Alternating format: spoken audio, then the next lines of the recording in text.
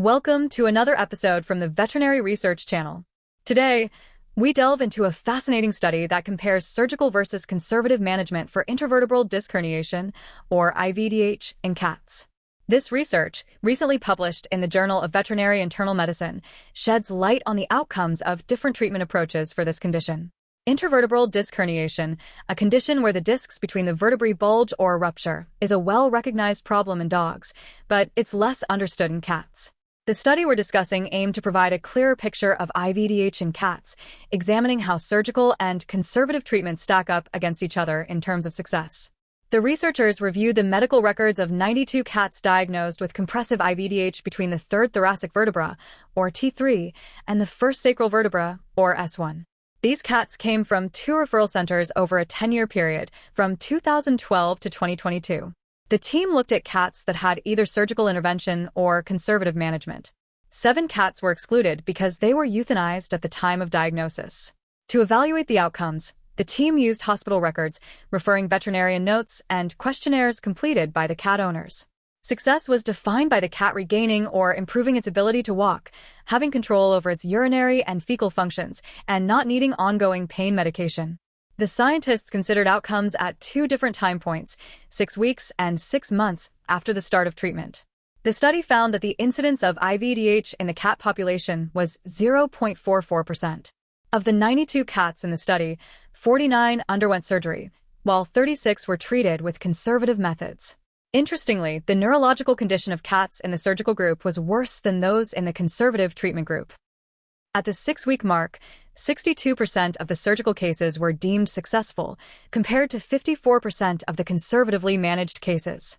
By 6 months, the success rates were 74% and 65%, respectively. This suggests there was not a large difference in outcomes between surgical and conservative approaches. Moreover, most cats in both groups still had some neurological deficits at the 6-week follow-up, with 92% of the conservative group and 86% of the surgical group showing persistent issues. Cats that had experienced a traumatic event were more likely to have a successful outcome 6 weeks after treatment. This suggests that the body may respond better to treatment when trauma is involved. There are several types of IVDH, including intervertebral disc extrusions, or IVD, and intervertebral disc protrusions, or IVDP. In this study, most cases were IVD, followed by IVDP and a combination of both, termed IVD on P. Rare types like traumatic intervertebral disc extrusions, or TIVDA, and intradural intramedullary intervertebral disc extrusions, or IVD, were also noted. The study showed that IVD was more common, accounting for 61% of cases, while IVDP was diagnosed in 29% of the cats, and IVD on P in 10%.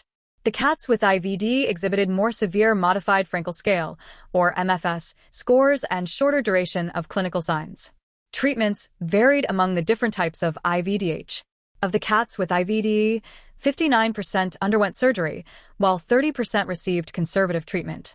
For IVDP, only 37% were surgically managed, whereas 59% were treated conservatively. For IVD on P, 67% had surgery, and 33% were managed conservatively.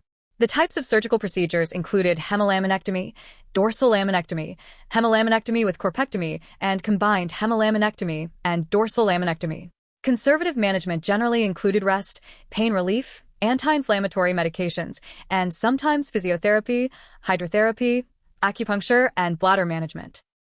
The researchers also looked at factors like age, sex, weight, breed, and duration of clinical signs to see if they affected the outcomes.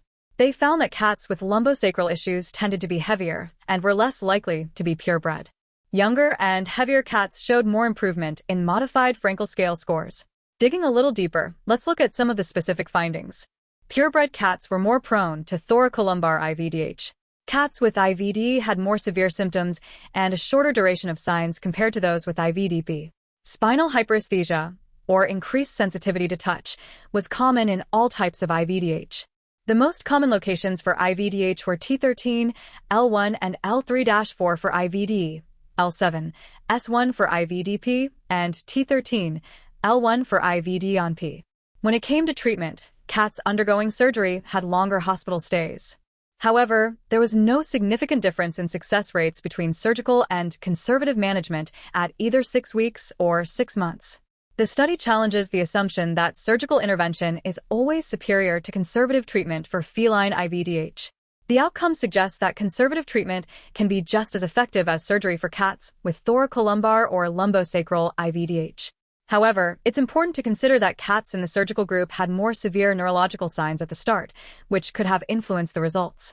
It's also worth noting that the definition of success in this study was quite stringent, requiring improvement in neurological function, control of urinary and fecal continence, and no need for ongoing pain medication.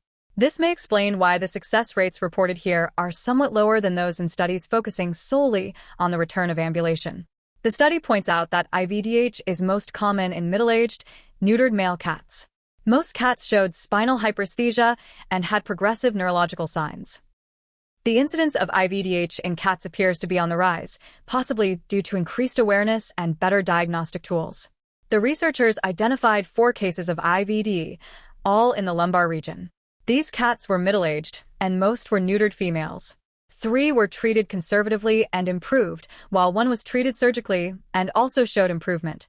Some limitations to note include the retrospective nature of the study, the lack of standardized treatment protocols, and the potential for incomplete follow-up data. The surgical group had more severe cases, which could have skewed the results. Additionally, some cats had received conservative treatment before undergoing surgery, making it difficult to assess the true effectiveness of each approach. In conclusion, this study provides valuable insights into the management of IVDH in cats. It suggests that conservative treatment can be as effective as surgery, especially when considering the potential risks and costs associated with surgical intervention. The researchers emphasize the importance of considering individual patient factors, such as neurological status and the presence of trauma, when deciding on the best course of treatment. More studies, particularly prospective ones with randomized treatment assignments, are needed to confirm these findings and further refine our understanding of IVDH in cats. Thank you for listening to the Veterinary Research Channel. A link for the referenced paper is in the video description. Remember to test your knowledge by answering the questions in the description, and as always, keep those minds inspired, hearts light, and tails wagging.